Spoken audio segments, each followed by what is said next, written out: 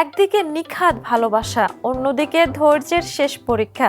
সামাজিক মাধ্যমে ভাইরাল হওয়া একটি ভিডিওতে একটি ছোট্ট বাছুরের আদরে এমনভাবে বিরক্ত হয়ে পড়েছে এক ল্যাব্রাডর কুকুর যে তার মুখের অভিব্যক্তি নেটিজেনদের হাসির কারণ।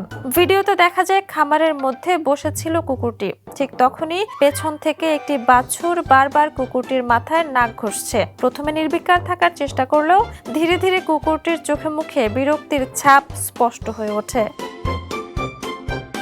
ভিডিওটির সবচেয়ে মজার মুহূর্ত আসছে যখন কুকুরটি ধীরে ধীরে চোখ উল্টে তাকায়, যেন মনে মনে বলছে আর কত। শেষ পর্যন্ত আর ধৈর্য ধরে রাখতে না পেরে উঠে সেখান থেকে চলে যায় কুকুরটি। ভিডিওটি গত 6 আগস্ট সামাজিক মাধ্যমে প্রকাশের পর দ্রুত ভাইরাল হয়েছে, তবে ঘটনার স্থান কোথায় তা জানা যায়নি।